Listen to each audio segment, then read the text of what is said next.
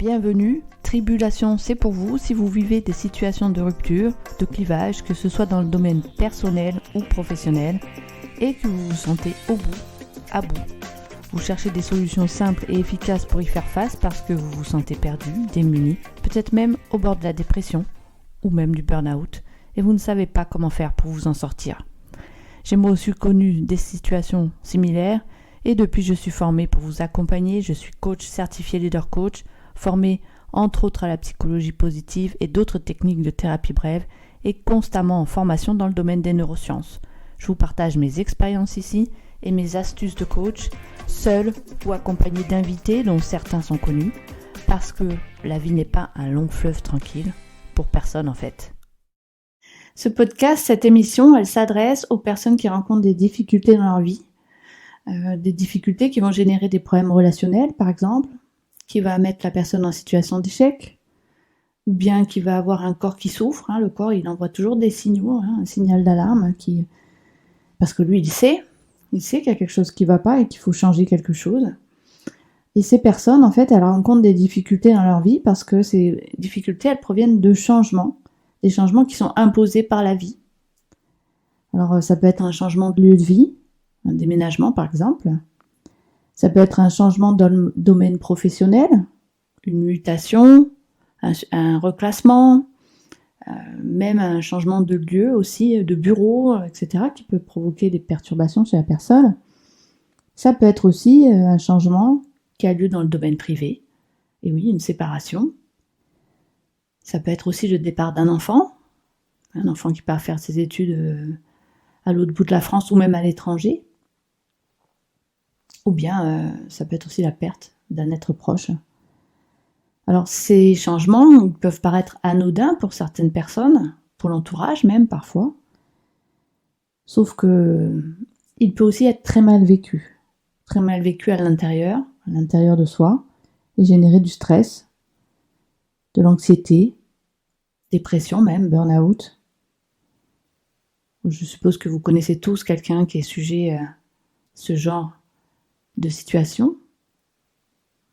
Alors si vous vous reconnaissez, c'est que vous êtes au bon endroit. Si ça vous parle, c'est que vous êtes au bon endroit.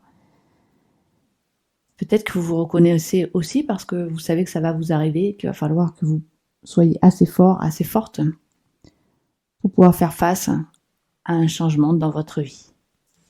Cette émission, je l'ai créée parce que je suis moi-même une personne qui a connu énormément de changements dans sa vie, qui n'a pas toujours eu les outils pour pouvoir y faire face.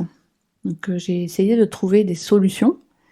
Des solutions, j'ai fini par en trouver puisqu'aujourd'hui je suis coach, j'accompagne des personnes justement qui sont dans cette situation-là.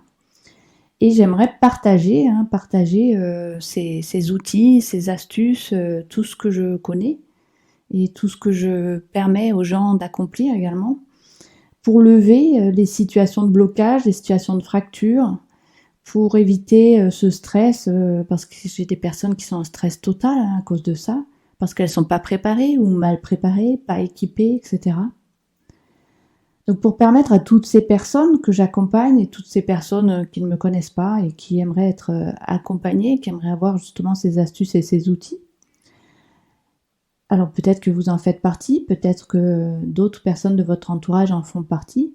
Ces personnes-là, je vais les aider, en tout cas c'est mon objectif, à sortir de leur désarroi dans un premier temps et de mieux affronter ce qui va leur arriver plus tard, que ce soit prévu ou pas, parce que on va tous à un moment donné, à un moment ou à un autre, devoir affronter ces perturbations qui nous sortent brutalement de notre zone de confort. Et vous savez que quand on sort de sa zone de confort, eh bien parfois c'est compliqué, on a l'impression que on panique, on a l'impression de s'engluer dans des réactions automatiques, on a des sentiments de rejet, de repli, on se renferme dans nos comportements, dans des comportements qui ne sont pas appropriés à la situation, parce que c'est les seuls qu'on connaisse, ce sont des comportements qui sont bien souvent inconscients, automatiques. On sombre, parce qu'on ne s'en sort pas, on déprime, on culpabilise, parce qu'on se pose des questions comme qu'est-ce qui m'arrive, mais pourquoi je m'en sors pas, mais qu'est-ce que je pourrais faire ? D'habitude j'y arrive et puis là non. On se retrouve confronté à nos propres jugements, bien souvent, hein. On est très très sévère avec nous-mêmes. Et puis avec celui des autres aussi. Vous en connaissez peut-être des personnes qui disent mais c'est rien, oh, c'est juste un déménagement, ça va aller. Arrête de te plaindre, ça va être super. Un de perdu ou une de perdue, 10 de retrouvés, etc. Je pourrais vous en sortir toute une liste de ces phrases. Des phrases qui sont pas forcément dites avec une mauvaise intention, mais qui peuvent faire mal, qui piquent. Et qui ne nous rendent pas service en fait. Hein. Au lieu de ça, moi ce que j'aimerais qu'on arrive à faire tous et toutes, c'est d'aller puiser au fond de nous-mêmes pour trouver nos propres ressources, pour rebondir, pour passer le cap, pour se remettre sur le chemin et puis pour continuer à avancer. Hein. Avec des gens qui ont vécu ça, qui ont vécu la même chose que nous, avec des outils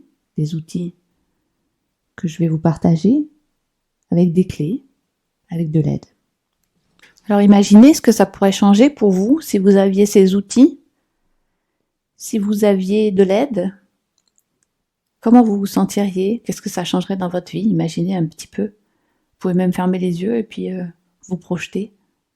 Je le sais parce qu'aujourd'hui, quand je vis une situation de changement, de bouleversement, eh bien, je vais beaucoup plus vite à réagir de la bonne manière pour moi. Je vais beaucoup plus vite à continuer d'avancer, à me relever. Et c'est beaucoup plus facile. Et j'arrive à surmonter ça d'une manière quasiment naturelle. Aujourd'hui, je suis coach. J'accompagne les gens. Je me suis formée il y a plusieurs années au coaching. Et j'ai toute une palette d'outils, en fait, qui me servent pour avoir un accompagnement global qui englobe également le corps, parce que le corps, c'est notre premier allié, notre premier informateur, notre messager. C'est lui qui s'exprime en premier généralement, et qu'on n'écoute pas en fait. Pourtant, il en a des choses à nous raconter, ce corps. Alors aujourd'hui, j'en suis là, mais ça n'a pas toujours été le cas, j'ai pas toujours été coach, j'ai été également responsable de magasin, directrice adjointe. J'ai eu moi-même mes propres boutiques, dans le golfe de Saint-Tropez, une à Sainte-Maxime, une à Saint-Tropez. J'ai également été dans le monde de la restauration, de l'hôtellerie-restauration. J'ai été seconde de cuisine, j'ai été responsable de salle, j'étais barmaid aussi. Bref, je ne vais pas vous faire tout l'inventaire de tout ce que j'ai fait dans ma vie, mais j'ai exercé énormément de fonctions. Ce qui fait que j'ai aussi cette boîte à outils-là qui me sert dans ma vie de tous les jours, mais aussi dans mes accompagnements, parce que ça reste des expériences de vie, des expériences où il y avait des challenges à relever, avec les gens et dans le métier lui-même. Et tous ces métiers, je les ai exercés parce que parallèlement à ça, j'ai beaucoup déménagé. Comme je vous l'ai dit tout à l'heure, j'ai beaucoup déménagé dans ma vie. Du coup, il a fallu que je m'adapte à un nouvel environnement. Parce que, par exemple, j'ai vécu en montagne, à 1800 mètres d'altitude, sur différentes stations. Donc là, il faut trouver le moyen d'occuper ses journées, parce que les enfants, ils vont à l'école la journée, le mari travaille, et moi, j'allais pas rester oisif, donc j'ai cherché en station ce qui se présentait, en fait. Et du coup, il a fallu aussi que j'apprenne de nouveaux métiers, que j'apprenne de nouvelles relations, parce qu'en fonction du métier, on n'a pas la même relation avec les gens sont totalement différents d'une profession à l'autre. Et c'est très intéressant parce que du coup, vous rencontrez des gens et vous évoluez avec ces gens-là, ce qui fait que vous évoluez aussi en même temps qu'eux, et vous vous découvrez aussi en même temps qu'eux. Donc, en parallèle, ça m'a permis aussi ces expériences d'être qui je suis aujourd'hui, tout simplement. Sauf qu'à un moment donné, je me suis un peu suradaptée, on va dire. Ce qui a fait que j'ai fini par ne plus du tout avoir envie de faire quoi que ce soit, de plus trouver de sens. Je sais pas si j'ai fait un burn-out, en tout cas j'étais dans un état dépressif, ça c'est évident. Et je me suis tournée vers le bien-être, et la première chose qui m'est venue, c'est le yoga. J'ai été me former en Inde pour être professeure de yoga. Puis l'énergétique s'est présenté à moi, et comme ça, de fil en aiguille, au fur et à mesure de mes rencontres, et aussi des gens que j'ai pu accompagner, qui ont fini par me demander toujours un peu plus, en fait, au niveau de l'accompagnement, au niveau de l'aide que je pouvais leur apporter. j'ai fini par me former à toutes ces méthodes de coaching et autres thérapies brèves et autres méthodes de développement personnel, autres techniques. J'ai rencontré beaucoup de gens, j'ai assisté à des séminaires, des conférences. À travers tout ça, aujourd'hui, ce qui ressort, c'est la connaissance de soi, en fait. Maintenant, je sais qui je suis, je connais mes forces, je connais mes faiblesses, mes atouts, je connais aussi mes besoins. J'arrive à les exprimer, ça c'est très très important de pouvoir exprimer ses besoins, mais ça on peut le faire que si on se connaît bien soi-même. Je connais mes valeurs. Bon, les valeurs généralement elles ne changent pas, mais on n'en est pas forcément conscient des valeurs qu'on a tant qu'on n'a pas travaillé dessus. Je connais également mes passions. Je connais mes aspirations. Alors ma grande passion aujourd'hui, c'est effectivement la connaissance de soi. À travers tous ces outils et tous ces gens que j'accompagne, j'ai vraiment développé cette faculté déjà à permettre à la personne de mieux se connaître. Et c'est le début, c'est la base.